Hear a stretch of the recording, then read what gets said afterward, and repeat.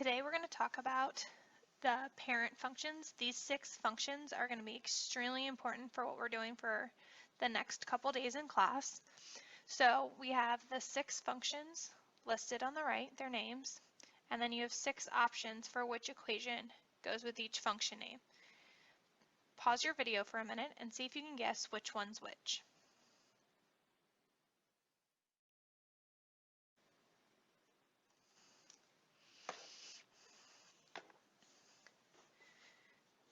For number 1, cube root function, you should have letter F. It's got the root and then the 3 there, it makes it the cube root. Number 2, absolute value, is letter D because it's got the lines that symbolize absolute value. Square root is our root symbol with no little number. Linear is our most basic function. It's got no extra symbols, just y equals x. Cubic function is x to the 3rd power. And quadratic function is x squared.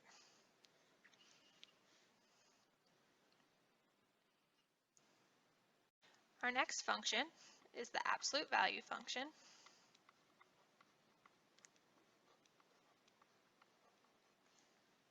And again, we're going to use the x values -2, -1, 0, 1, and 2.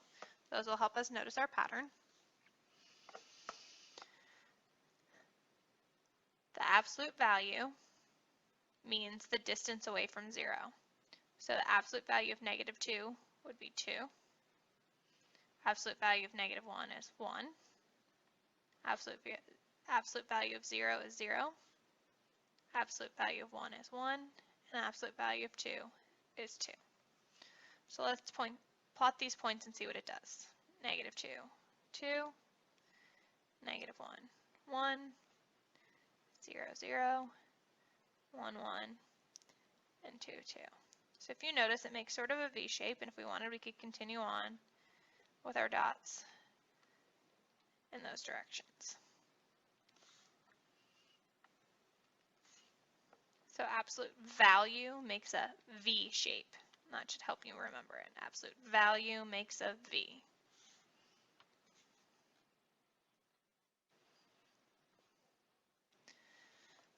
So since again we have an arrow on the left and an arrow on the right, we know our domain is -infinity to infinity.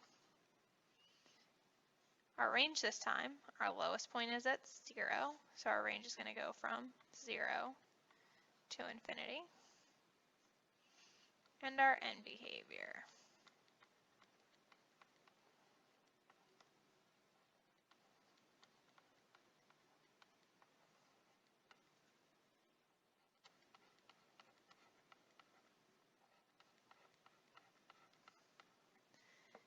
For absolute value, both of our ends are pointing up, so both of our end behaviors go towards positive infinity.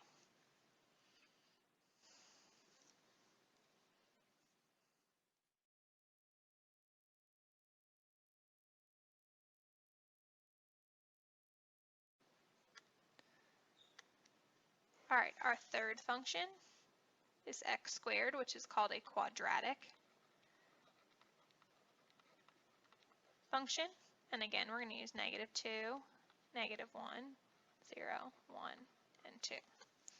So since these are x squareds, we're going to need to square all of these x values to get the y's. So -2 squared is 4, -1 squared is 1, 0 squared is 0, 1 squared is 1, and 2 squared is 4.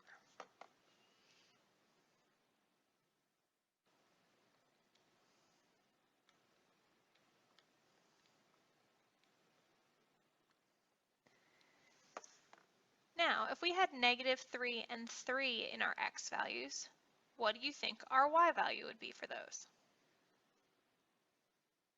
If you guessed 9, you're correct because 3 squared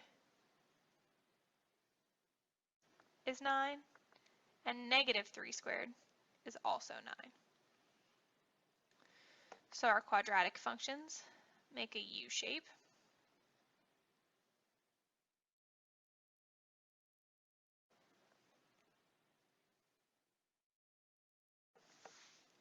Again, we have arrows on the left and arrows on the right. So our domain is negative infinity to infinity. Our lowest point is 0, so our range goes from 0 to infinity. And just like absolute value, our end behavior, both our ends are pointing up.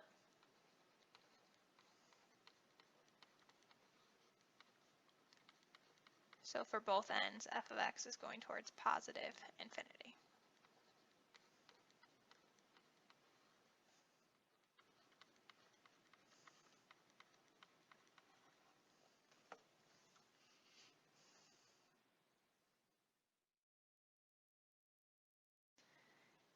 Now on to our square root function.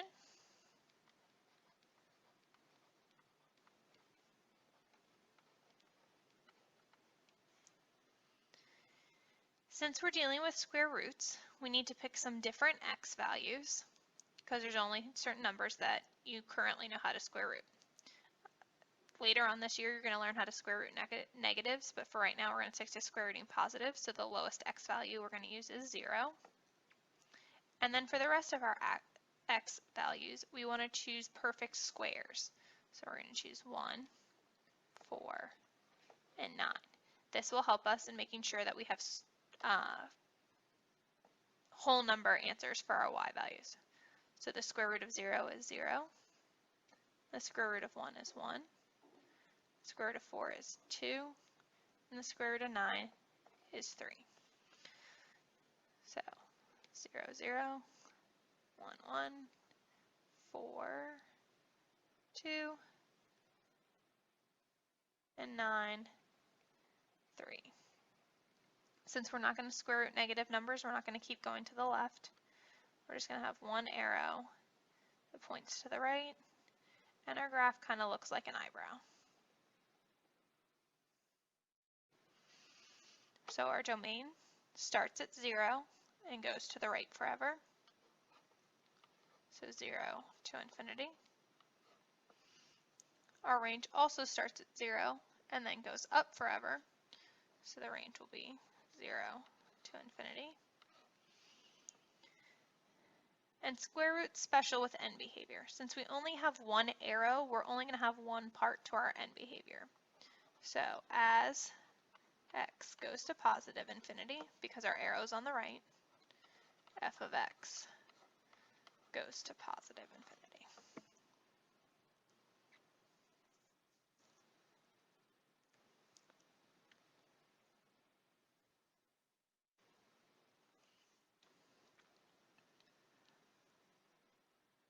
All right, our last two functions are our cubic function and our cube root function.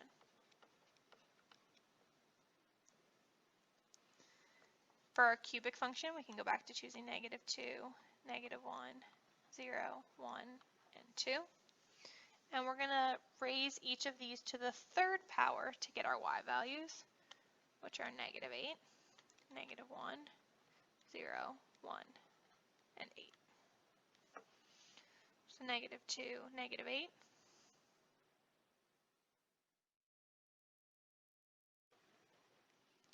-1, -1, 0, 0, 1, 1, and 2, 8. This function is going to look kind of like a sideways S.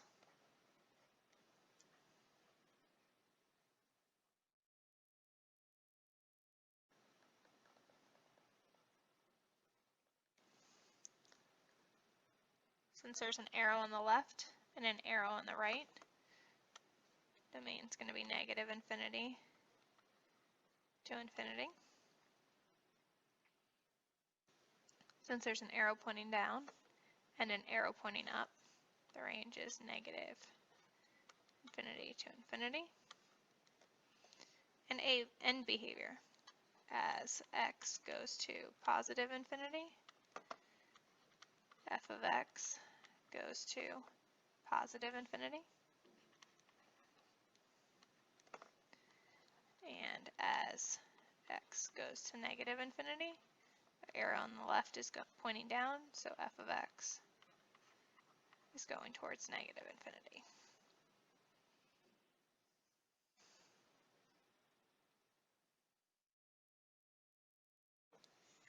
Just like with our square root, we needed special x values, our cube root is also going to need special x values. We're going to use perfect cubes, which happens to be the y values from our cubic function.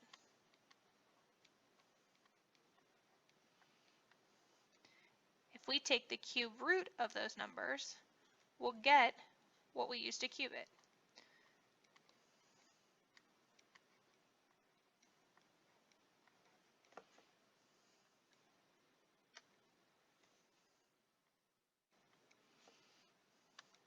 So, since negative 2 cubed was negative 8, that means the cube root of negative 8 is negative 2. Just like down here. 2 cubed was 8, so the cube root of 8 is 2. These two functions are inverses of each other, so we just have to switch their x and y values. So let's plot them and see what these look like. Negative 8, negative 2, negative 1, negative 1, 0, 0, 1, 1, and 8, 2. Connect our dots, and it kind of looks like a flattened out S. So, since there's an arrow on the left and an arrow on the right, our domain is negative infinity to infinity. Our range, technically this arrow is going down, very slowly, but it's still going down. And this arrow is very slowly going up. So our range is technically going from negative infinity to infinity. It's just a very flat function, so it does so very slowly. Our end behavior, as x goes to positive infinity, f of x goes to, and as x goes to negative infinity, f of x goes to. Our arrow on the right is very slowly going up, and our arrow on the left is very slowly going down. That's all for your notes on parent functions. You need to start memorizing these. We'll have practice in class to help you memorize them, and you'll have a quiz on them class after next.